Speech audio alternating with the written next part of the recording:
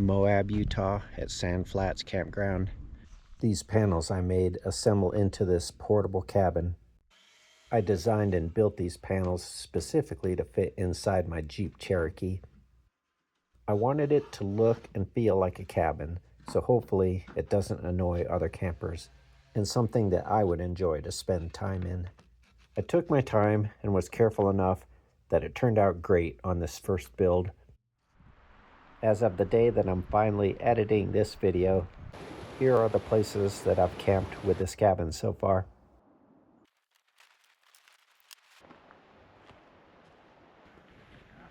A few of these were from after the day I filmed this particular camp. Let me know what you think about this idea. And if you like this, please consider liking and subscribing, and check out some of my other videos too. This was day 4 of my 5-day road trip, and this was the 7th night overall that I had camped with this cabin at this point. This campsite is about 5 miles east of Moab in Sand Flats Recreation Area in Camping Loop F. I built these cabin panels over the fall and winter of 2023 and 2024.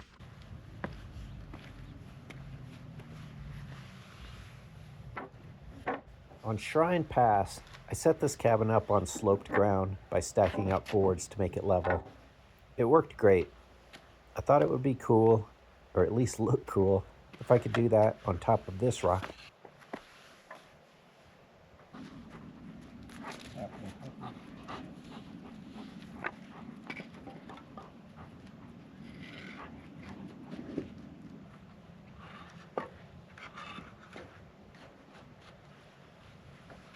When I went to buy plywood for the bottom layer of the floor panels, they only had bowed sheets in the thickness that I wanted.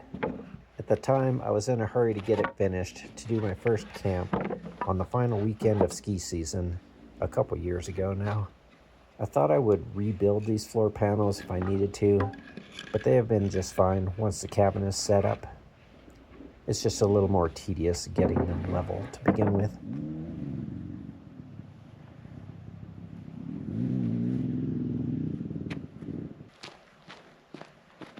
Every aspect of this cabin has been an experiment since, I guess not surprisingly, I could not find anything on the internet where someone made panels for a cabin that would stack up inside of an SUV. I designed this cabin so that no tools are needed to put it together. From this point, I'm not sure how much longer it took to set up the cabin. My GoPro kind of got stuck on freeze frame for the setup here. Otherwise, usually I can go back and look at the video and tell how long it took. Once I have the floor panels level like this, it usually takes about 20 minutes to 40 minutes to get the rest of the walls and the roof put together. And that depends mostly on if I am unloading the panels out of my car as I'm putting it together, or if I already unloaded the panels and pre-staged them around the cabin.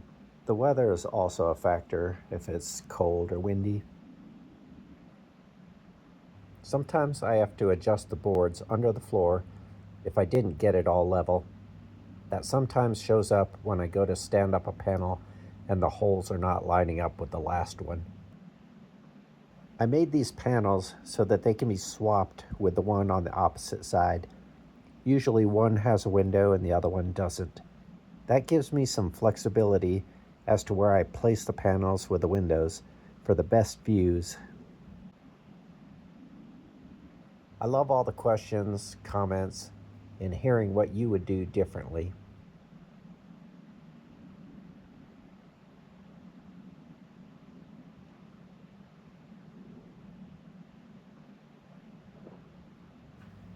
One guy stopped to check this out while I was setting it up, and the next day, a few more while I was tearing it down.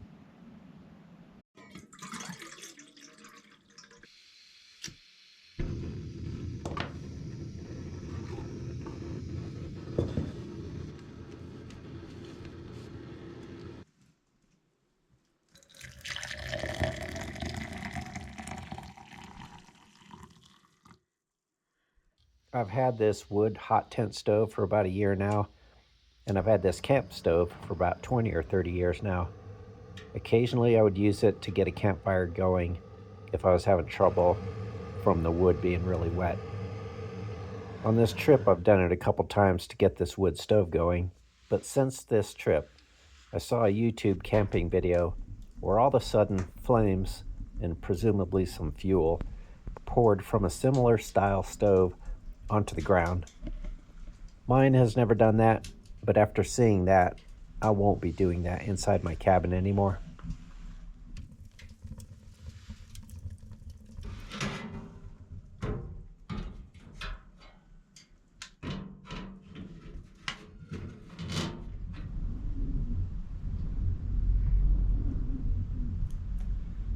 The winds sound stronger inside than they probably are outside.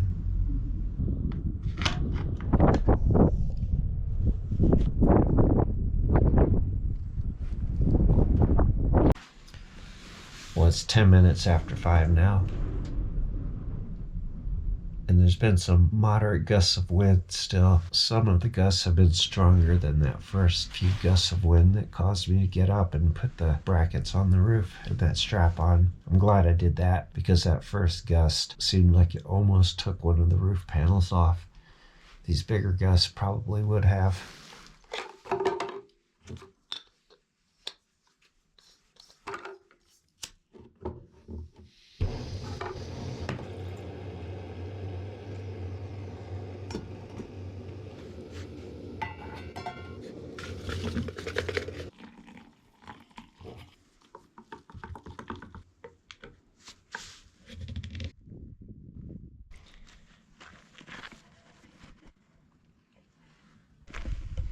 Good morning. It's 8:30. It's 51 or 52 degrees here. Last night, in the middle of the night, well, at 3 o'clock, I woke up to some gusty winds, and I hadn't secured the roof panels. And just as I stood up, the top panel that has the chimney coming out of it started to lift up from the wind. During that gust of wind, I was holding on to it by these straps here, and this one too. I was afraid this one or this one, you can see, doesn't take much to lift them off. A little bit of wind lifting this up would cause this to slide down off of here. It actually did fall when I was putting it together yesterday afternoon. So the first thing I did was hustle over to my car, get some tie-down straps. They're over there on the ground. Over here, there's space under there.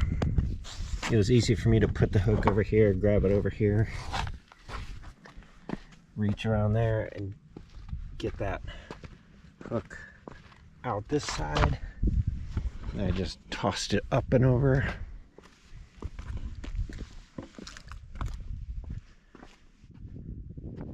Then I pulled it over to the middle here and had a ratchet strap here where I just had that cranked down. Then at that point, there was no more worries. I have a thermometer over there on that table.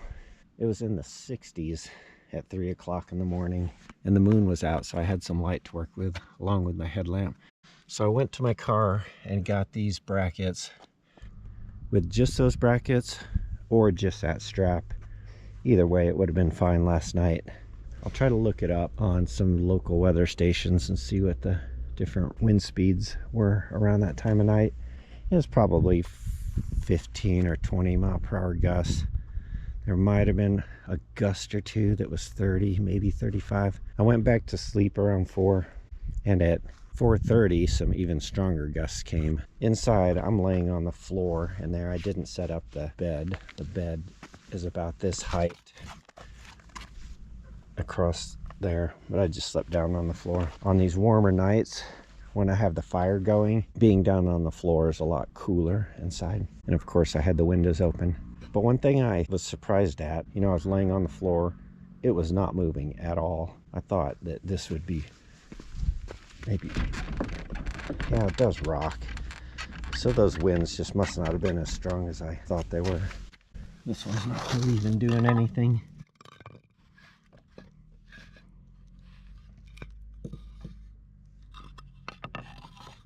get that kind of jammed in there. That's a lot more solid.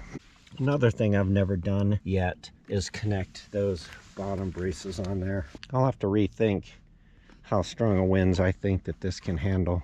Of course, I'll continue to test it and probably push the limits until something goes wrong. The heaviest of these panels, this one, is 45 pounds. And the lightest ones, which might be one of these short walls with a window in it, is, I believe, around 35 pounds. But that's a lot of weight for the wind to move. It is kind of tall though, kind of acts like a sail. The wind was coming from that direction over there. So I think, as best I could tell, the wind was kind of hitting the cabin at this angle here, which is probably the best case. If it was directly here, that would be a little bit more force pushing up on those roof panels. Worst case scenario would be hitting it on this side or on the side where the door is. If it fell here with me in it, it might have landed here and it might have just stopped there, but it probably would have slid down into that tree. It's only about 10 feet, but these things would be probably still connected by each one of these pins. If the pins didn't break, these screws here would probably rip out. That one's not even secured. So I have 3 points here where I can attach each of the panels and at the corners, top, middle, and bottom. This trip, I've just been using the top and bottom ones. The first 2 or 3 days I did those. Now I'm realizing I just don't need those.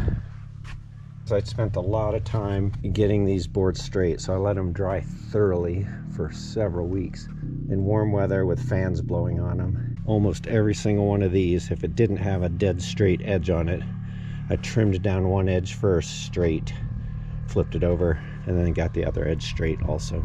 These are fence pickets. These are a different kind of fence picket that I use just for contrast. And then these edges are all 2x4s here. Outside, I have these fence pickets running vertically. Inside, all those fence pickets are horizontal. In between that outside layer and inside layer is less than a 1/4 inch thick plywood. There's one window that doesn't open. That's my big picture window. And then all 4 of these windows are big enough that I could easily dive out of there or crawl through there if I needed to get out. Something over here caught on fire and I couldn't get to this door. And there was fire, smoke building up in here. These windows I just always have open, give me some airflow there. I have screens. I haven't decided how I'm going to attach them yet. Right now they just kind of snug fit in there. I don't know if I ever got a close-up of this. These connectors, that I push that pin through. If I want to snug up to get a tight fit, I'll use some washers there. That's called a clevis pin, and this is called a cotter pin. These cross beams have a notch on both sides. They hook in here. There's one roof panel from here on down, and then another one that overlaps here. So water running off the top of this one drops onto this one and out. A few nights ago I had this in some light to moderate rain and no water got in here. The only place water really could come in is around where this chimney is. In the winter, when I have a fire going in here, I don't think that there'll be any snow buildup on the roof. It's possible I'll get ice dams here where snow melts on the top, runs down, and then gets to this part here that's cold on both sides. So the water might freeze up here and continue to build up along with snow here. I'll just be left with some ice that I'm gonna have to chip off before I can get it into my car. This is one of the more secluded campsites at Sand Flats. Over there you can see some tents past my car. And then there's one a little bit closer behind that rock there. The town of Moab is that direction. I come out to Moab mostly just to mountain bike.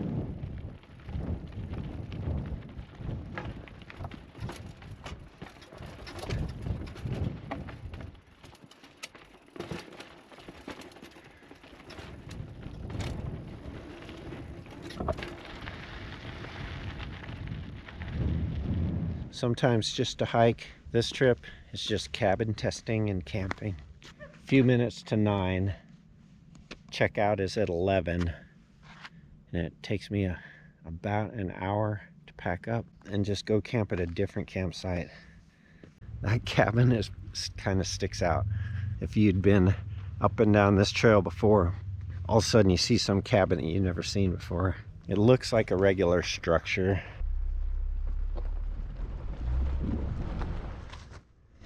This trail is called Fins and Things. That looks pretty fun. I need to go get packed up so that I can catch some people leaving another campsite down the road. And I'll set up there for one last night on this trip. Once I get to this point where all my camping gear is either piled in the front seat or laying outside my car or up in the pod on top of my car, the rest of this takes only about 20 minutes before I can get this torn down and stacked up in my car and loaded up and on the road. Again, that depends on the distance from my car and the weather conditions. So I got lucky that the wind didn't lift a roof panel off on this one. Thank you for watching until the end, and please check out another one of my videos. Catch you next time.